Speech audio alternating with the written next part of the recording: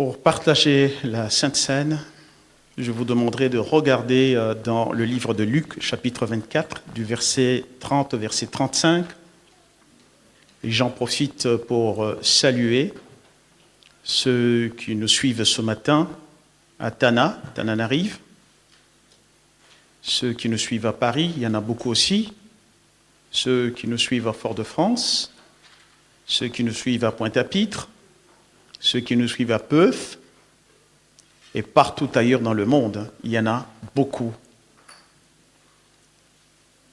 Je profite de cette occasion pour vous transmettre nos salutations fraternelles dans le nom du Seigneur, Jésus de Nazareth, le Dieu venu dans la chair. La Bible dit, pendant qu'il était à table avec eux, il prit le pain, et après avoir rendu grâce, il le rompit et le leur donna. Alors leurs yeux s'ouvrirent, et ils le reconnurent, mais il disparut de devant eux.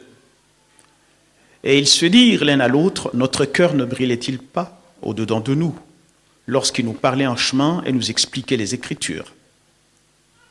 Se levant à l'heure même, ils retournèrent à Jérusalem, et ils trouvèrent les 11 et ceux qui étaient avec eux assemblés, et disant, le Seigneur est réellement ressuscité, il est apparu à Simon. Et ils racontèrent ce que leur était arrivé en chemin et comment il avait reconnu au moment où il rompait le pain.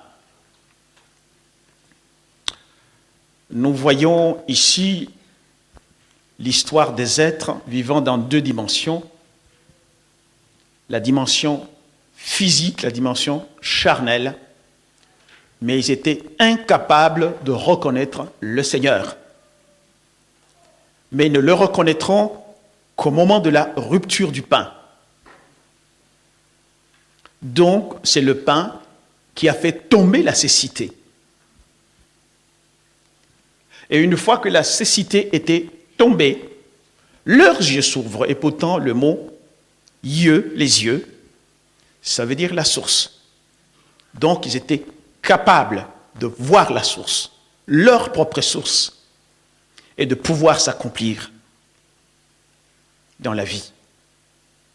Un petit détail pourtant très important, c'est qu'on dit aussi qu'il a paru à Simon. Mais Simon, ça veut dire celui qui écoute. C'est donc celui qui écoute à qui il va apparaître, à qui il va montrer la source, pourvu qu'il comprenne qu'il doit communier à son corps et à son sang. Vous comprendrez beaucoup mieux encore avec le développement de l'enseignement que je vais vous donner ce matin, que nous allons partager ensemble, quand nous regarderons, nous plongerons nos regards dans l'Écriture. Un acte d'amour. Et oui. Pourquoi vous ne le voyez pas? C'est parce que vous vous contentez d'un Jésus historique. Lorsque tu comprends le mystère de la communion à son corps et à son sang. Mais pourtant, vous le savez maintenant très bien dans cette assemblée, que lorsqu'on parle du mystère, c'est que derrière chaque mot, l'essentiel se tait. Il faut être capable de faire parler l'essentiel.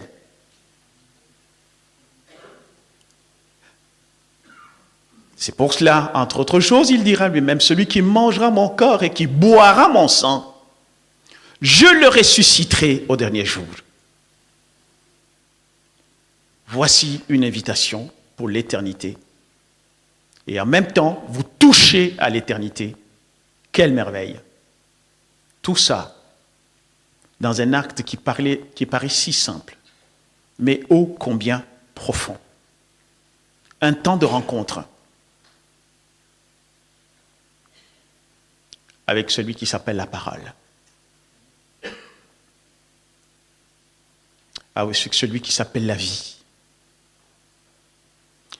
avec celui qui s'appelle la lumière pour que les ténèbres disparaissent. l'enseignement que je vous donnerai ce matin, ce sera sur les lois des dieux. Et une loi toute particulière, la loi du retournement. Vous comprendrez très facilement à partir de cet instant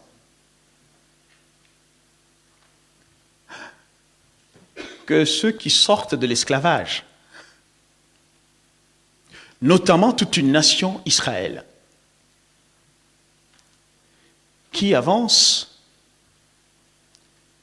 et très vite, il se retrouve devant la peur, parce que Moïse n'est plus là. Il est sur la montagne. Que font-ils alors?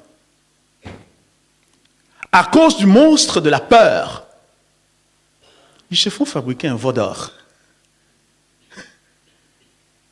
Mangé par le monstre de la peur, ils se fabriquent un veau d'or.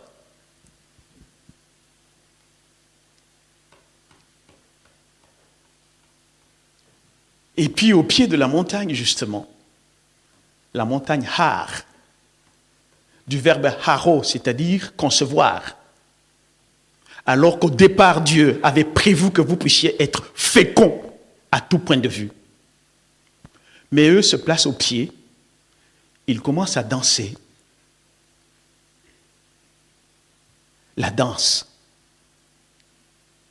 devant le veau d'or. Pour régler la question, Moïse va établir une loi très simple. Il va prendre ce veau en fonte, qu'on appelle le veau d'or. Dans le livre d'Exode, chapitre 32, versets 19 à 20, il est dit, « Et comme il approchait du camp, il vit le veau et les danses. La colère de Moïse s'enflamma. Il jeta de sa main les tables et les brisa au pied de la montagne. Il prit le veau qu'il avait fait et le brûla au feu. Il le réduisit en poudre, répandit cette poudre à la surface de l'eau. Est-ce que vous voyez ce qui se passe à la suite? Il fit boire les enfants d'Israël. Boire et manger fait partie d'une seule et même réalité, c'est-à-dire intégrer, c'est-à-dire détruire et faire changer les choses.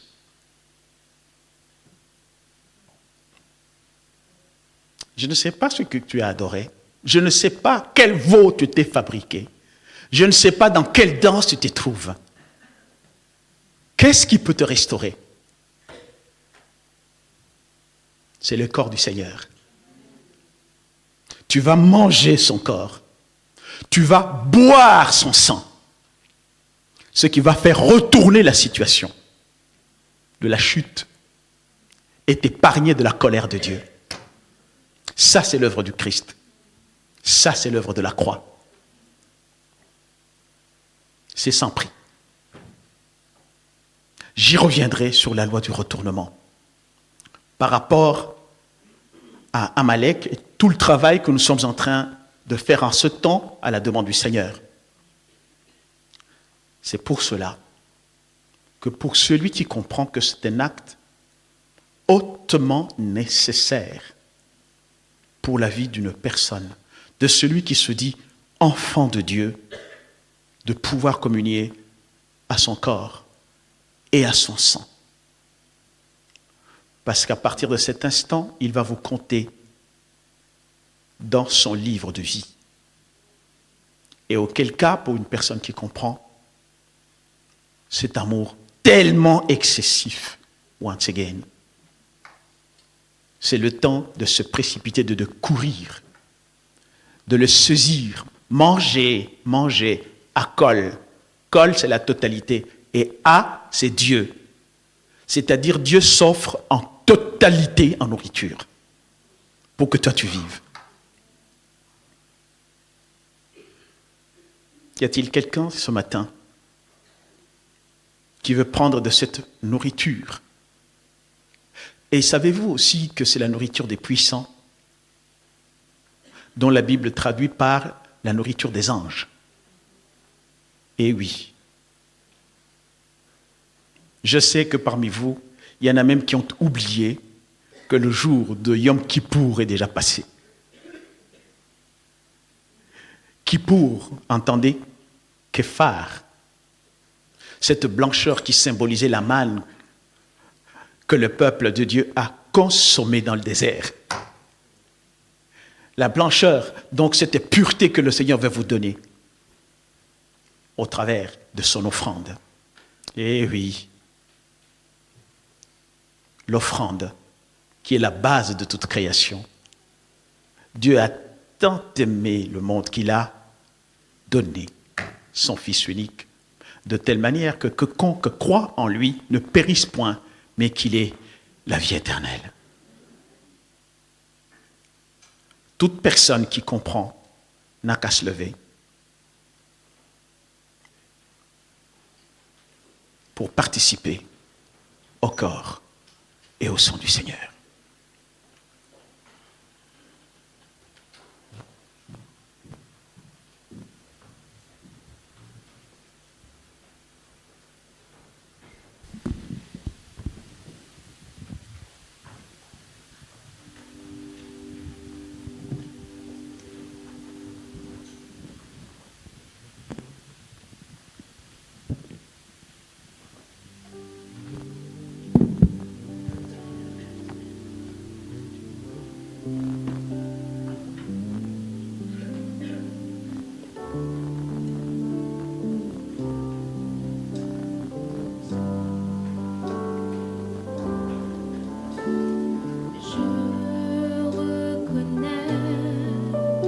Que tu peux tout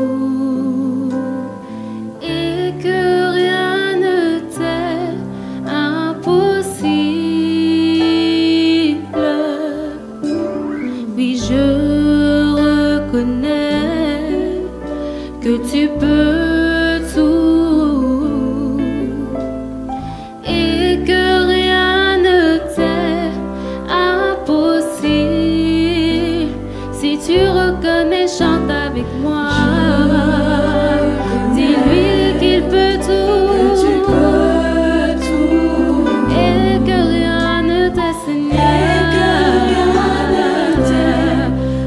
impossible. Oui, moi je reconnais que Jésus peut tout.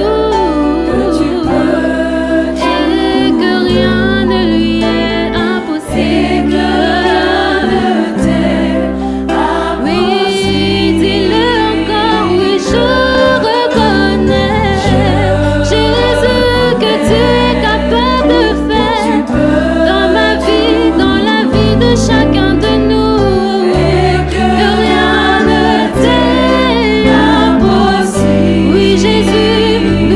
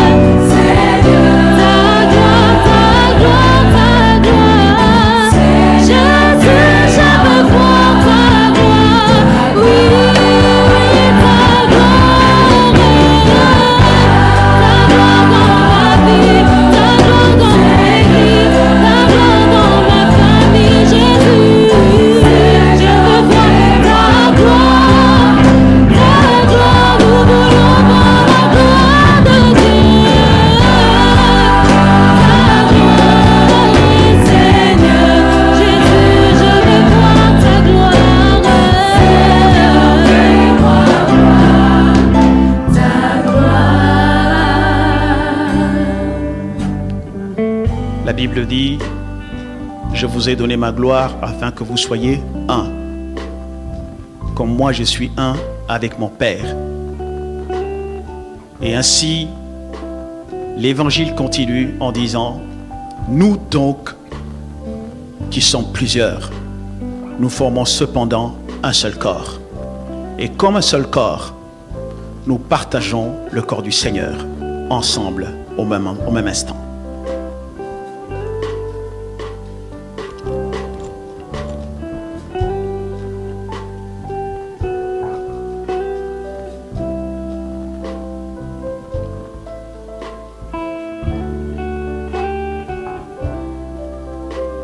Et ensemble, nous buvons ce liquide d'amour, nous faisons battre le cœur et nous communiquons la vie de Dieu, de celui qui demeure en nous.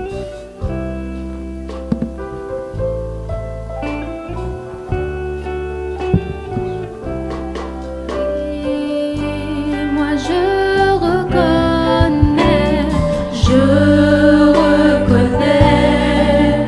que tu peux tout et que rien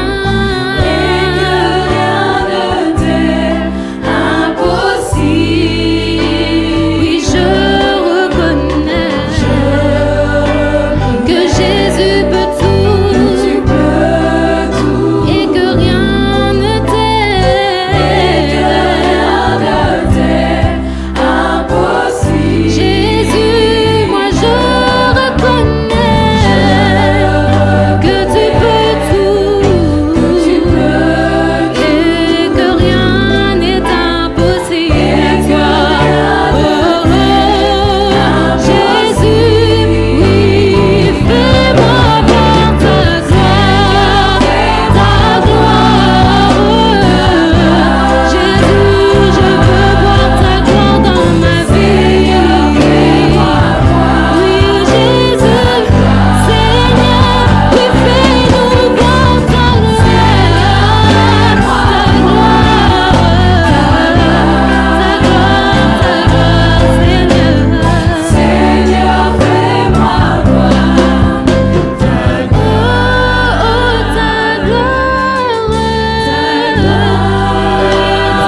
voir Seigneur, je veux que ta gloire brille sur moi, Jésus. Seigneur, fais-moi voir ta gloire. Oui, ta gloire, Seigneur. Seigneur, fais-moi voir ta gloire.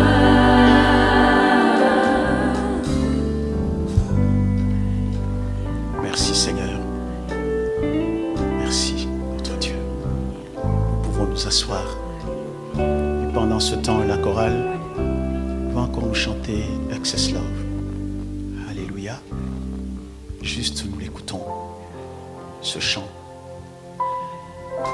Et nous ouvrons son cœur, nos cœurs.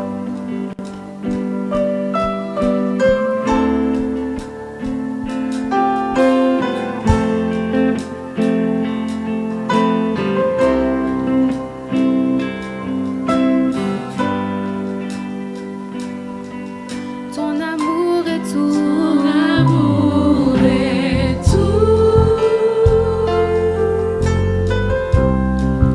Il est si patient. Si vous sentez que vous pouvez vous tenir debout, vous pouvez vous tenir debout. Sentez-vous libre. De paix et de joie. Special love. Tu es merveilleux. Tu renouvelles ma vie. Tu es merveilleux. Tu es merveilleux.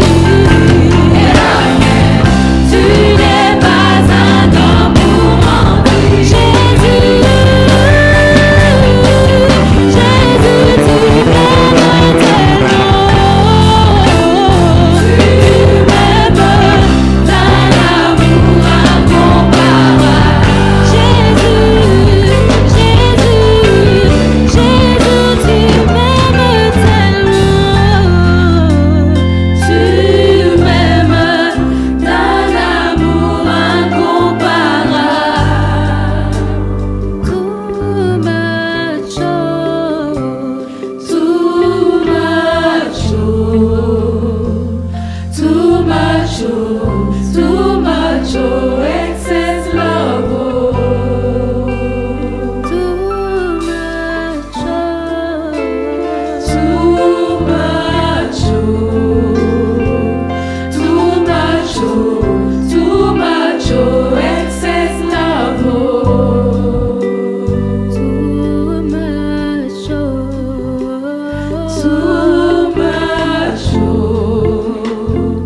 too much, oh, too much, oh, excess love, oh.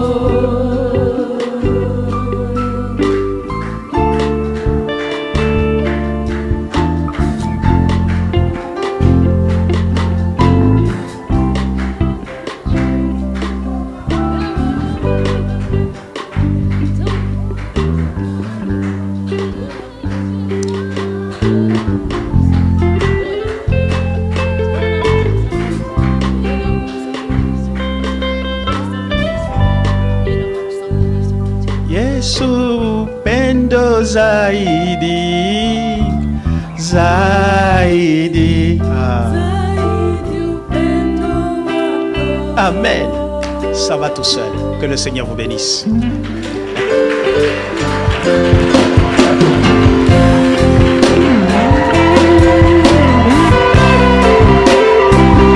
Yesu pendo zaidi, zaidi, zaidi upendo wako. Amen.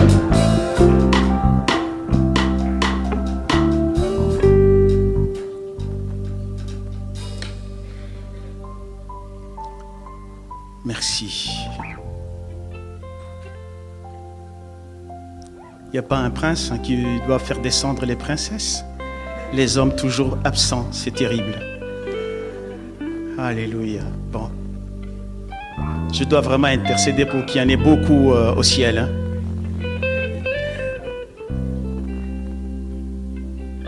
Amen.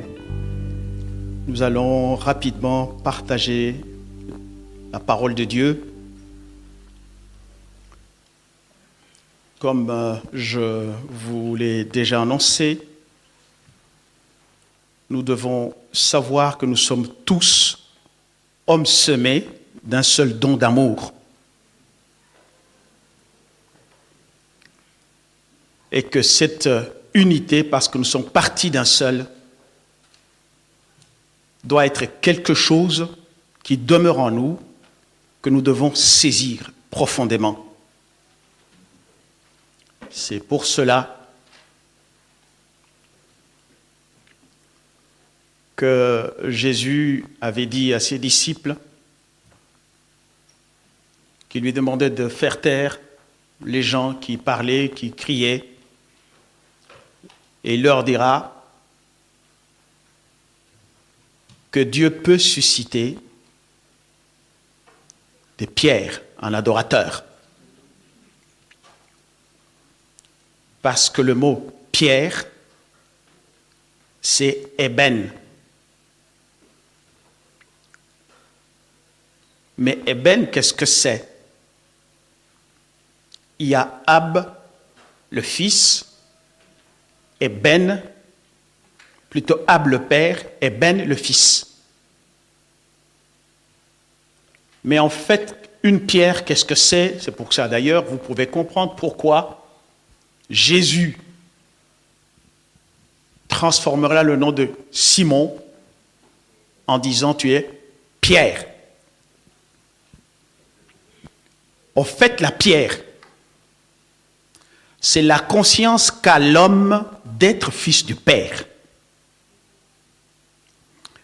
Et si l'homme perd cette conscience, il devient une brique. Une brique dont on fait la tour de Babel, dont on construit la tour de Babel. C'est-à-dire que la personne entre dans une profonde confusion. Et c'est ainsi qu'une fois que les gens deviennent des briques, ayant perdu la conscience d'appartenir au Père, ils deviennent étrangers les uns aux autres. Ils se dispersent, ils deviennent incapables de poursuivre l'œuvre de Dieu. Telle est la condition du monde aujourd'hui, qui est totalement dans la confusion. Pourquoi est-ce que les gens se persécutent, se tuent, se disputent juste pour une histoire de langue? Juste pour une histoire de peau, juste pour une histoire de culture, ils versent le sang. Pourquoi? Parce que c'est des briques. C'est tout.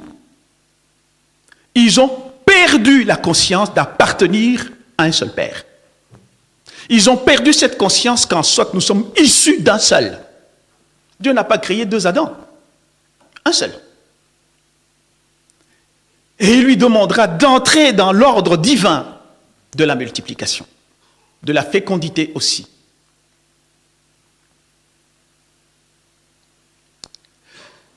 C'est ainsi que lorsque je parlais des lois de Dieu, elles sont toujours amères pour celui qui est dans la servitude. Il trouve que c'est difficile à cause de sa servitude. Et c'est ainsi que je vous ai montré tout à l'heure que Dieu les sort de l'esclavage. Il les sort de la servitude qui aura duré 400 ans.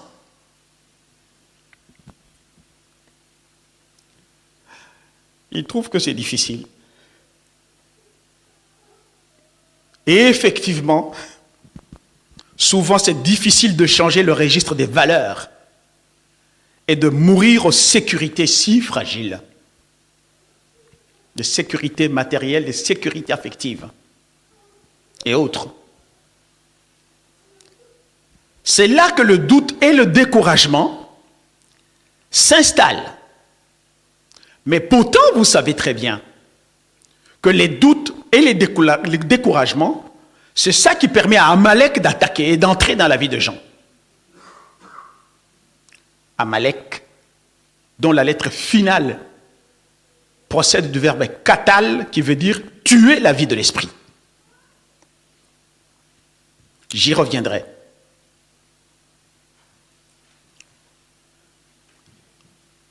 C'est très simple de voir, par exemple, pourquoi les gens n'obéissent pas à la parole de Dieu. Parce qu'ils trouvent que c'est amer. Pourquoi est-ce qu'ils trouvent que c'est amer? Eh bien, la réponse est simple. C'est tout simplement parce qu'ils préfèrent demeurer dans leur servitude. Parce que celui qui en est déjà sorti, ces mêmes lois-là ont la saveur du miel. Pourquoi? Parce que ce sont elles qui véhiculent l'amour de Dieu. Et une telle personne prend plaisir à la loi de l'Éternel.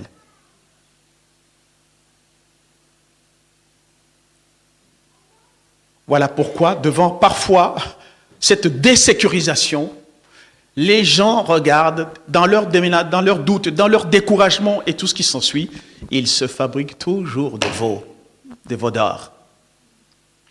Ils veulent diriger eux-mêmes la vie. Et la catastrophe en est là. J'avais introduit donc au travers de cela cette loi de retournement. Après qu'ils aient fabriqué le veau d'or,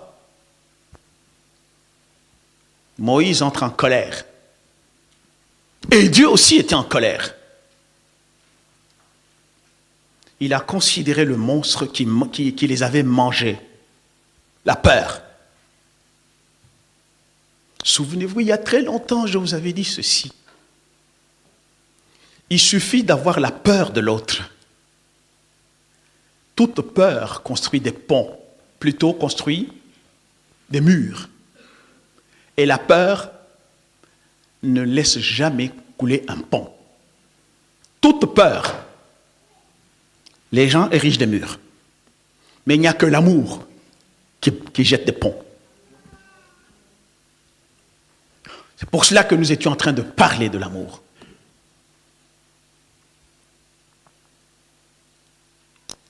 Alors ainsi, Moïse arrive à retourner donc cette loi.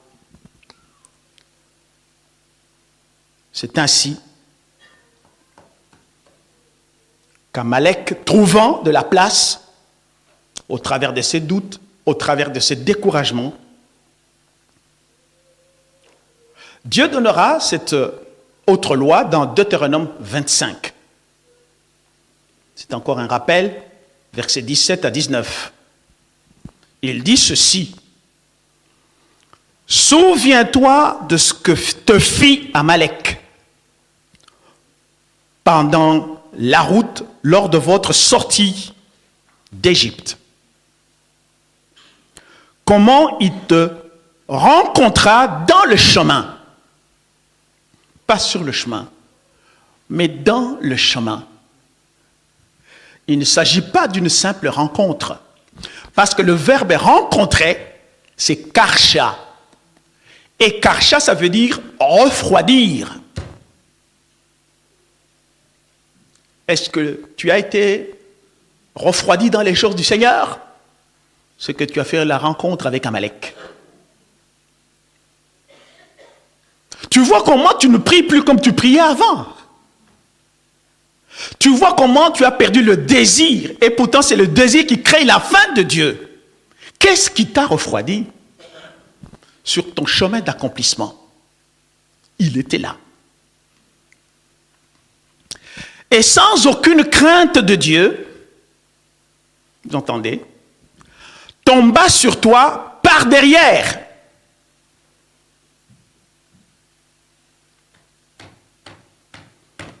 Ça vous montre la narrative à la mode aujourd'hui.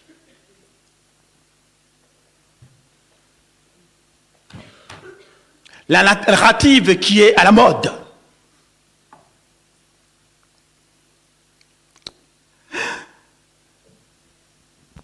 Entendez l'émission séminale par surprise. Donc, c'est une entité spirituelle aussi qui répand l'homosexualité,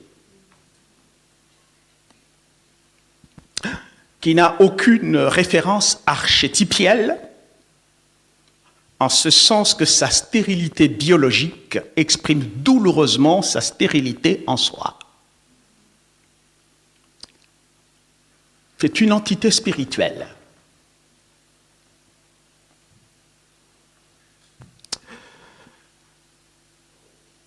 Et la Bible continue. Surtout ceux qui se traînaient les derniers, pendant que tu étais là et épuisé toi-même. Donc on montre ici les conditions qu'il aime beaucoup pour pouvoir accéder à la vie. Quand tu es très fatigué, épuisé. Voilà pourquoi nous avions vu ensemble et travailler que lorsqu'on sort de cette servitude et qu'on se dirige vers la terre de la promesse, les femmes, les enfants, les malades, ceux qui restent derrière, deviennent la cible d'Amalek.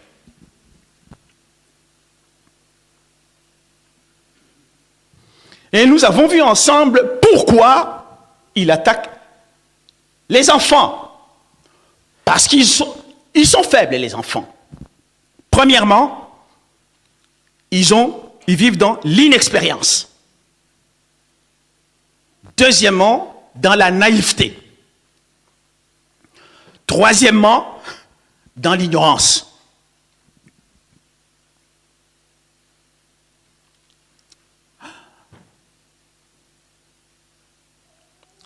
Il attaque tous ceux qui manifestent quelque part une faiblesse humaine aussi. Nous avions vu cela. Et les faiblesses humaines peuvent être résumées en 3 points. Premièrement, la soif du pouvoir. Les hommes être positionnés. Occuper une position. Le chef.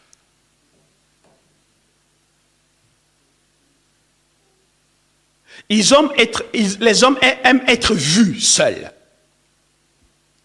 La soif de dominer. Ils peuvent aller jusqu'à acheter une robe très chère parce qu'ils ne veulent pas qu'on la produise pour quelqu'un d'autre. L'être unique. Tu sais, personne ne l'a à part moi. Vous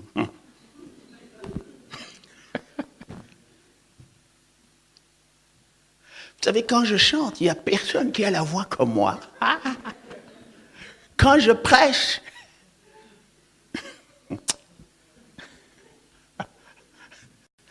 j'ai déjà été mangé par Amalek. La soif de la connaissance. Pourquoi les gens entrent dans des sociétés secrètes? C'est une curiosité. Et d'ailleurs, une particularité des enfants, c'est qu'ils sont trop curieux. Ça fait partie des faiblesses humaines.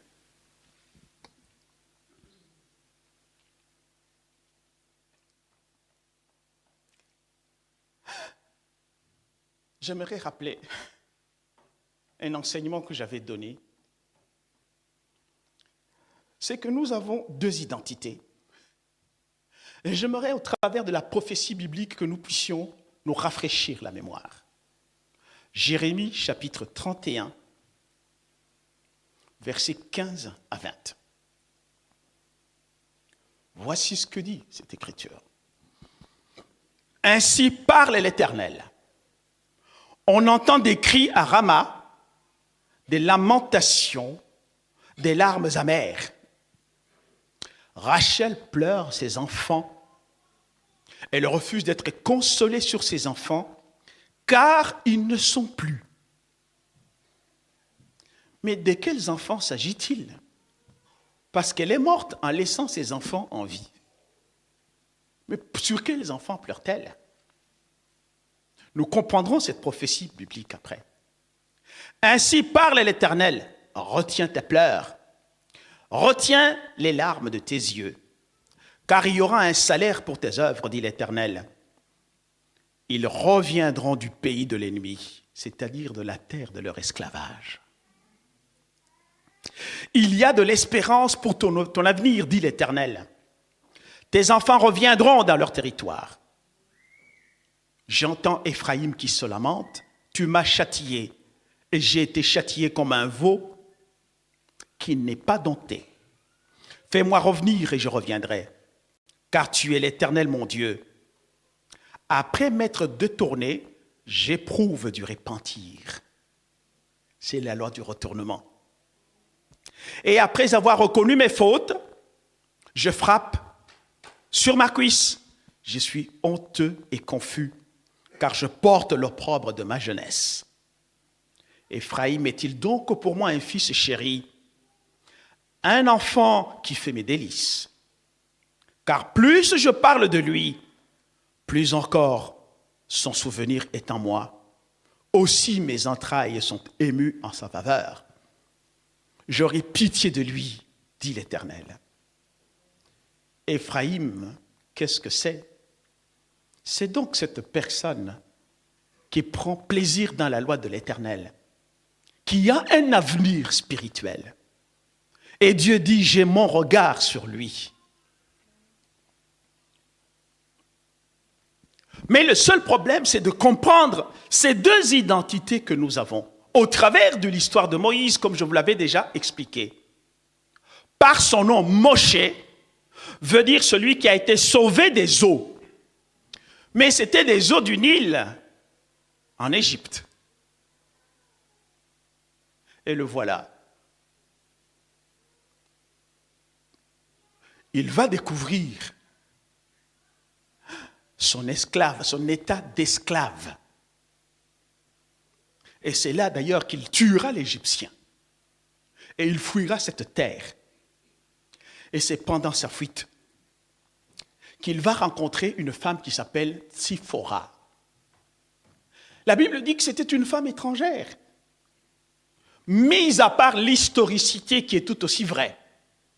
Mais la profondeur de la parole nous montre qu'en fait, la femme étrangère, Tsiphora, nous le comprendrons, C'est-à-dire tout simplement qu'il a dû prendre conscience de son être intérieur. Et ayant pris conscience de cet être intérieur, cette femme qui s'appelle Tsiphora, qui veut dire l'envol. En clair, toute personne qui prend conscience de son être intérieur, qui est d'un grand prix pour Dieu, va rencontrer son véritable envol. Et une fois que cette personne rencontre son envol, Séphora, c'est-à-dire cette personne intérieure, va lui donner un fils. Et ce fils va s'appeler Gershom. Mais pourtant, nous savons aujourd'hui que le mot Gershom veut dire celui qui a été soulevé vers les eaux d'en haut. Et là, nous comprenons tout simplement qu'en fait, l'histoire de Moshe, c'est mon histoire, c'est la même histoire, qu'il était fils du monde, fils de l'exil, qui, ayant compris son importance, cette rencontre avec la femme étrangère, Séphora, donc il connaît maintenant son envol, alors il devient le fils qui va être élevé vers le haut, vers les eaux d'en haut.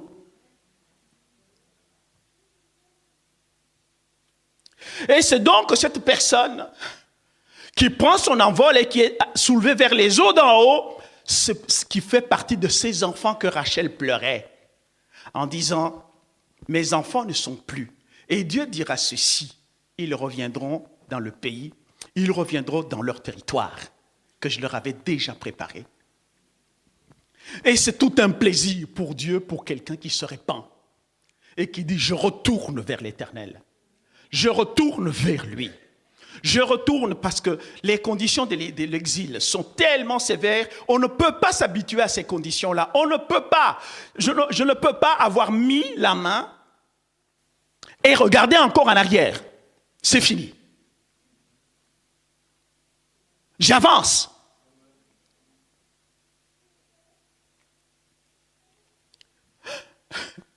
Et c'est pour cela qu'une autre histoire, encore plus intéressante, c'est que Dieu va lui dire ceci, retourne en Égypte pour être libérateur. Il ne pouvait pas retourner n'importe comment. La Bible déclare que sur le chemin du retour, Dieu va vouloir le faire mourir. Ah bon? Est-ce que Dieu est criminel? Mais non. C'est mal comprendre le sens du mot mort, qui veut dire muter. En fait, Dieu voulait le faire muter, lui donner une dimension pour qu'il soit libérateur. Et cette condition, c'était la circoncision de son fils. Eh oui, et pourtant nous savons que Gershom, c'est lui-même, dans sa nouvelle naissance, pour aller vers le haut. Il fallait une circoncision. C'est là que se trouve le problème de beaucoup de personnes. Mais la circoncision, en fait, c'est quoi? Est-ce que c'est juste un acte de la chair? Mais non. Un arbre ne peut pas donner du fruit s'il n'est pas taillé. Donc la circoncision, c'est une opération de mise à fruit. Assurer que cet arbre va donner du fruit.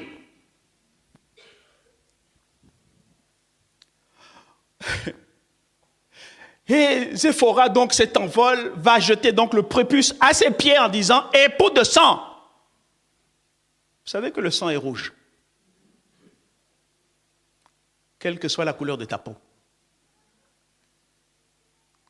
Quelle que soit ta race, tu peux même échanger le sang dans la mesure où vous avez le même groupe sanguin. Ça ne pose pas de problème. Le sang est le symbole du feu.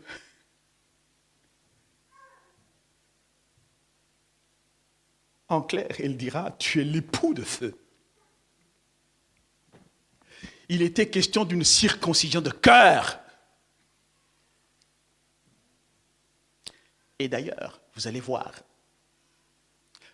cette alliance qu'on appelle la Berit Mila ou l'alliance de la circoncision, que beaucoup de gens ne comprennent pas, qui n'a rien à voir avec la chair, parce que les gens ne rentrent pas vraiment dans la profondeur de la parole, Eh oui. Ça fait partie de l'alliance qu'Abraham avait avec Dieu. Sur leur couple, il y avait la stérilité. Comment est-ce que Dieu devait enlever la stérilité sur ce couple-là? Il va dire à Abraham, pour lever la stérilité qu'il y a sur votre couple, que vous puissiez d'abord être fécond et participer à l'œuvre divine, circoncision. Dans ton identité divine pour pouvoir coopérer avec Dieu dans l'acte créateur.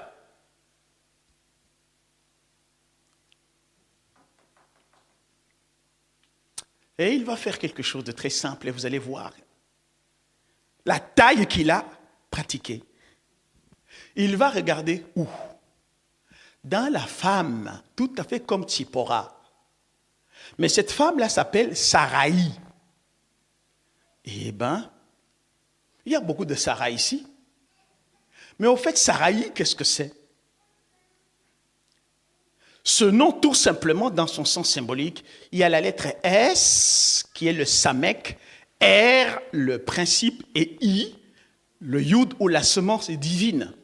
C'est que cet être intérieur, cette nouvelle conscience, va s'appuyer sur le principe de la semence divine.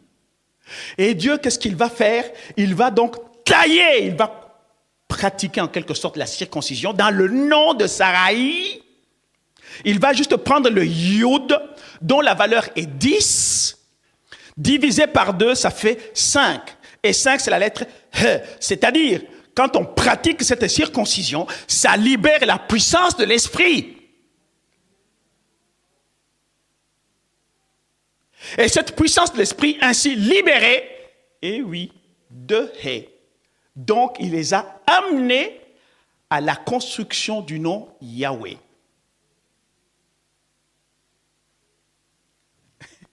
Et en construisant ce nom Yahweh, si vous l'avez bien compris, en taillant dans le nom de Saraï, un H dans le nom d'Abraham qui devient Abraham, et Saraï devient Sarah, la construction du verbe est là. C'est pour ça que l'alliance de la circoncision signifie aussi la circoncision des mots. Alors, la circoncision des mots. Savez-vous, bien-aimés, que la parole que vous avez, que vous lisez dans la Bible, elle est habillée des habits du monde. Il faut donc les couper, ces habits du monde-là. C'est pour ça qu'on a besoin de la circoncision du cœur. Pourquoi? Pour que nous arrivions à la fécondité des textes sacrés. Pourquoi? Parce que ces textes sacrés ont été taillés par le souffle divin. On ne les aborde pas n'importe comment. Et c'est lorsque cette taille te confère au niveau du cœur, c'est pour cela que lorsque j'obéis à cette loi, c'est cette loi-là qui vient tailler l'intérieur pour me rendre fécond par rapport au texte sacré. C'est ce qu'on se tue ici dans cette église, jour et nuit, dans les tolérances zéro, dans les veillées, tout ce qu'on veut. On essaie de tailler pour que ces textes sacrés soient vous rendent une fécondité spirituelle. Et c'est lorsque vous entrez dans cette fécondité spirituelle que votre cécité et votre surdité vont tomber. Voilà pourquoi Christ Jésus, qui est la parole, quand on avait rompu le corps, quand on avait rompu le pain, et voilà ceux qui se disaient disciples. Soudainement, ils ont connu la circoncision du cœur et ils l'ont vu. S'ils l'ont vu, c'est que la cécité était tombée. S'il est apparu à Simon parce qu'il était capable d'entendre.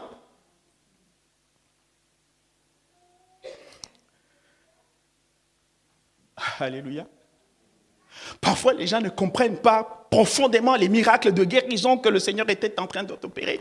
Mais pourquoi est-ce que les textes sacrés ne produisent pas ce qu'ils déclarent? C'est parce que vous n'êtes pas encore rendu fécond. Et si vous n'êtes pas encore rendu fécond, c'est parce que la parole de Dieu n'a pas encore taillé ton cœur pour la mise à fruit.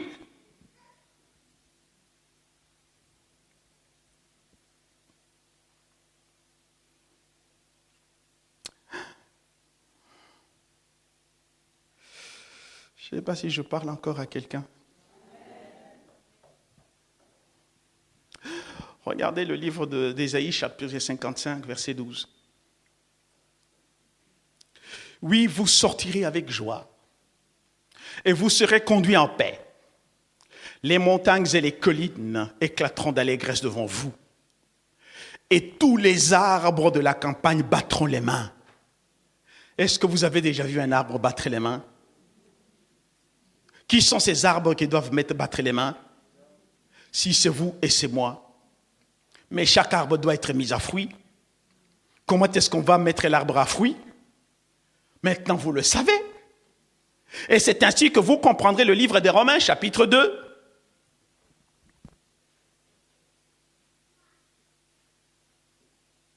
Versets 28 et 29.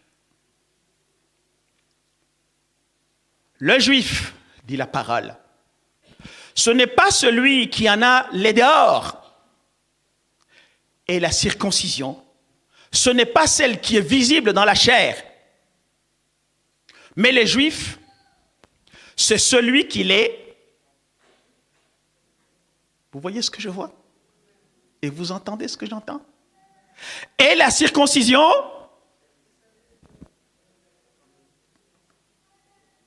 selon l'esprit et non selon la lettre.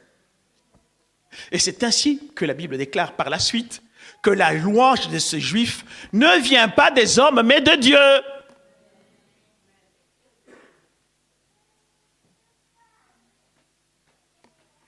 Ce n'est qu'à ce moment-là, pour celui qui comprend cet état de choses, qui a laissé cette parole, parce que c'est une épée, tailler son cœur, petit à petit.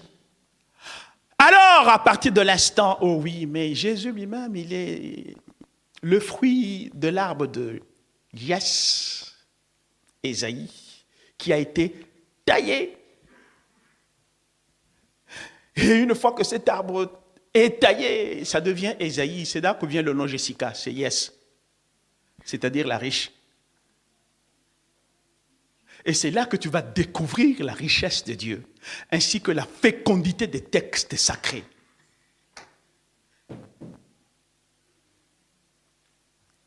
Aujourd'hui, le monde vit dans une indigence, je parle de la chrétienté qui vit dans une indigence anthropologique très profonde. Ils passent sur les textes de Dieu juste comme ça, à la surface, mais écoutez les amis, quand vous coupez vos ongles, est-ce que ça vous fait mal?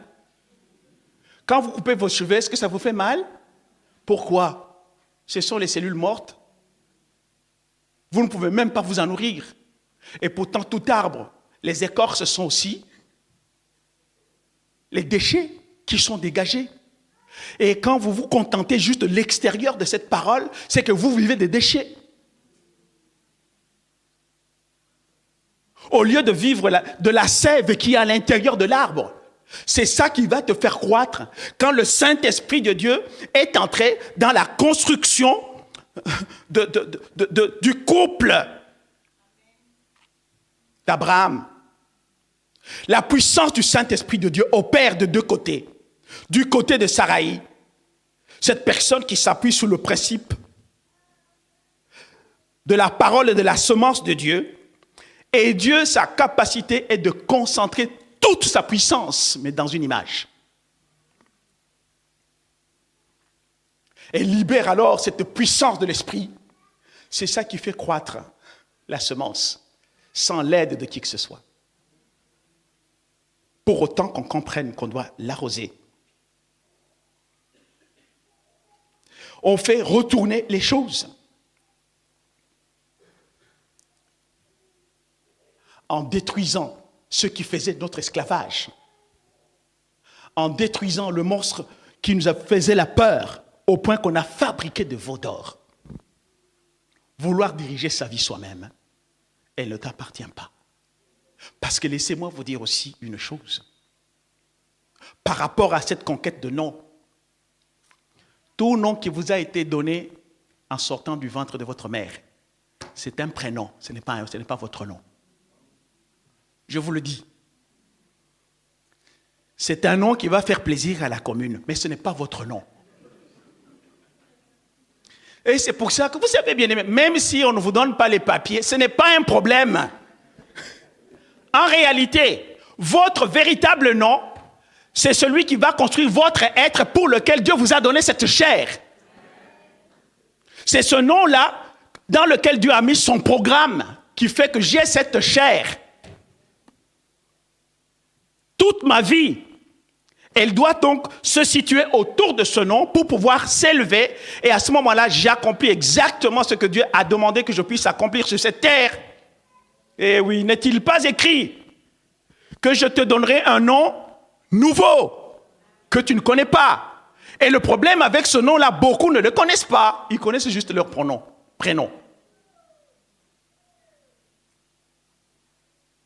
Vous êtes bien assis?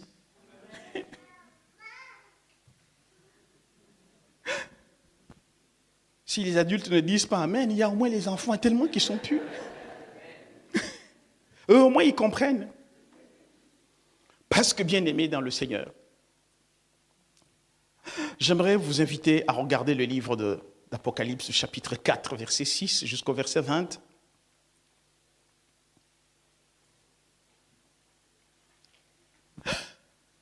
Comprendre donc dans ce schéma où nous voyons Amalek qui est une entité spirituelle hautement négative et destructrice, avec tout ce que nous sommes en train de vivre dans le monde, des gens qui sont devenus véritablement des briques.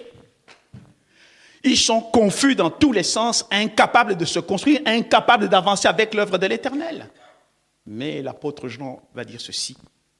Je vis un ange qui volait par le milieu du ciel, ayant un évangile éternel pour l'annoncer aux habitants de la terre et à toute nation, à toute tribu, à toute langue et à tout peuple.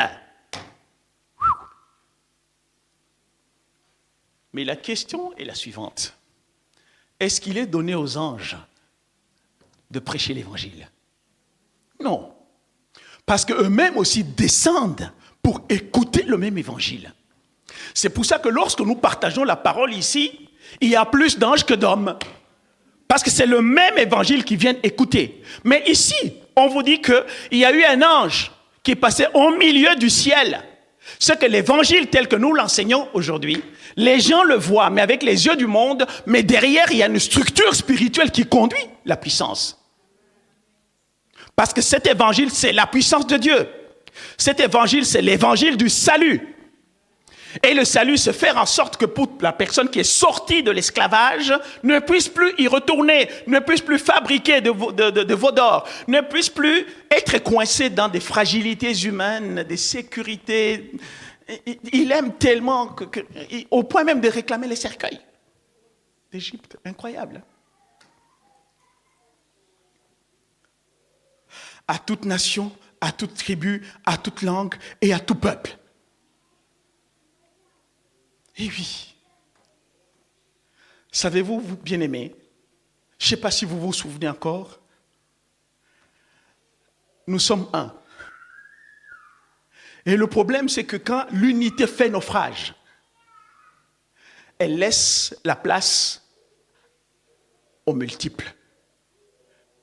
Et celui qui est dans le multiple, parce qu'il a un programme tout particulier, ne doit pas oublier que l'autre, quel qu'il soit, fait partie de moi-même. C'est un autre moi-même, mais voilé, qui se présente à moi. C'est un autre côté de moi-même que je ne connais pas. Voilà pourquoi Lorsque Christ nous parle de l'évangile du bon samaritain, qu'est-ce qui s'était passé? Il a vu quelqu'un au bord de la route en train de souffrir. Il était blessé avec des contusions partout. D'abord, qui passe en premier? Un prêtre, un sacrificateur. Il ne fait rien. Ensuite, un lévite qui passe. Il ne fait rien. Arrive enfin celui qu'on appelle le samaritain.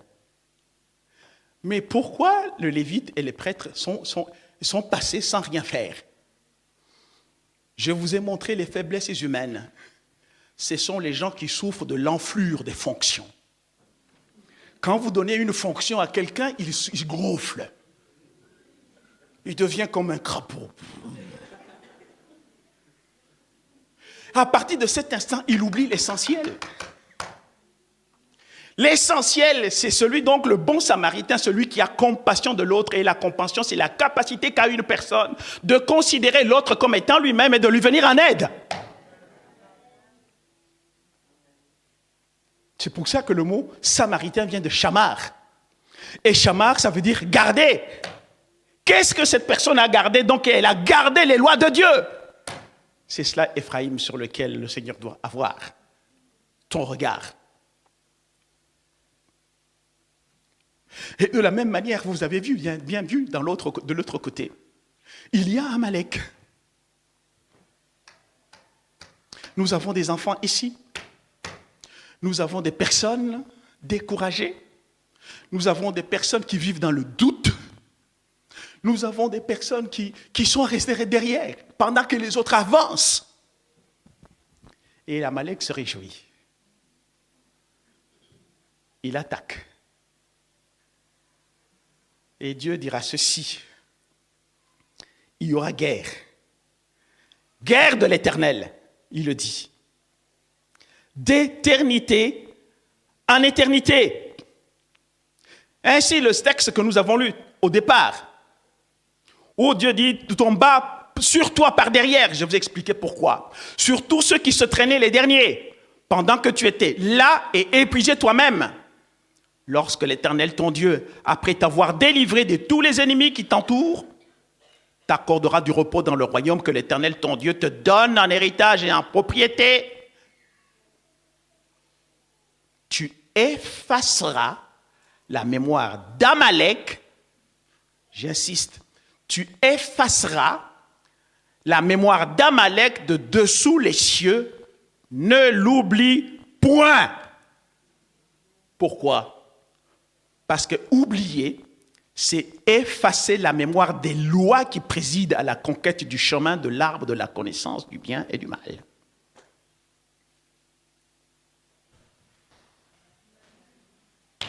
Nos enfants sont tellement précieux. C'est notre récompense, dit la parole de Dieu. C'est le prolongement de ce que tu es. C'est ta propre résurrection. Et voilà qui est derrière. Ils sont les cibles d'Amalek. Mais qui? Les pédophiles. Qui les conduit? Dites-moi, les pédophiles, qui les conduit?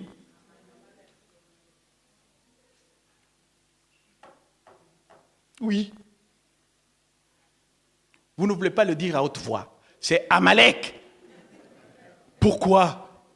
Parce que je le rappelle, dans ce nom Amalek, qui tue l'esprit, la vie de l'esprit, il y a Moloch. Et qui était Moloch? La divinité auquel on offrait les enfants. C'est encore l'Amalek qui est derrière toutes ces lois, qui offre des enfants à ces divinités, les avortements, et tout ce qui... Tout!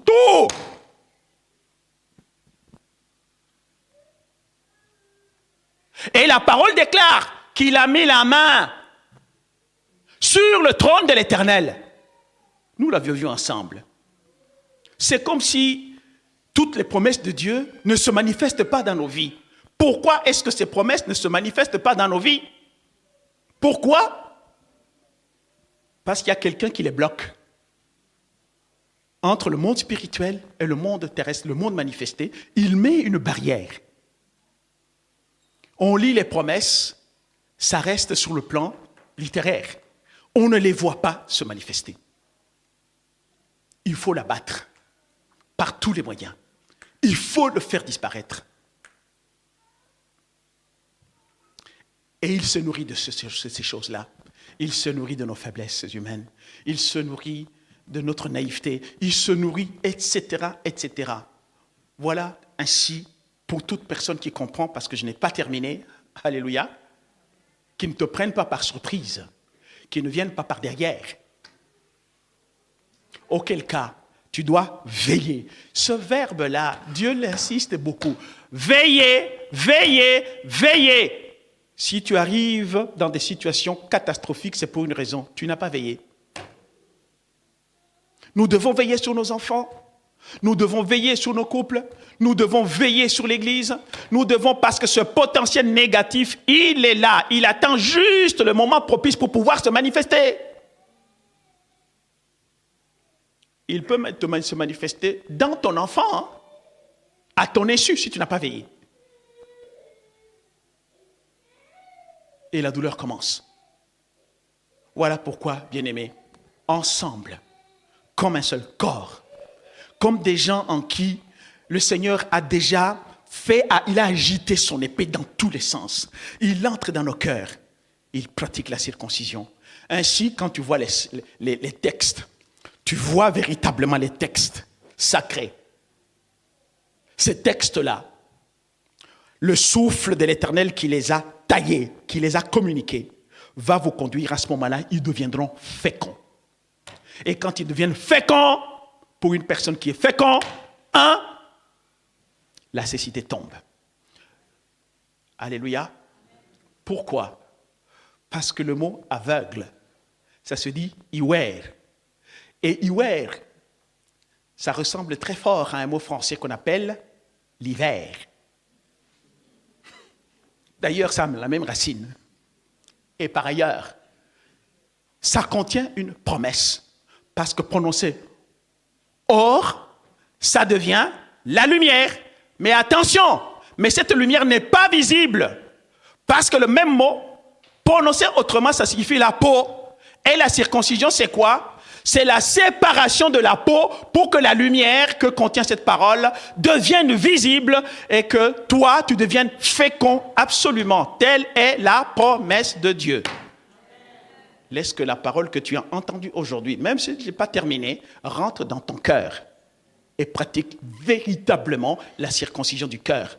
Je voudrais rappeler aussi que j'avais même parlé une fois de la circoncision des oreilles. Tu as tellement entendu des mauvaises choses que tu as intérêt à ce qu'on coupe un peu. Que le Seigneur te bénisse.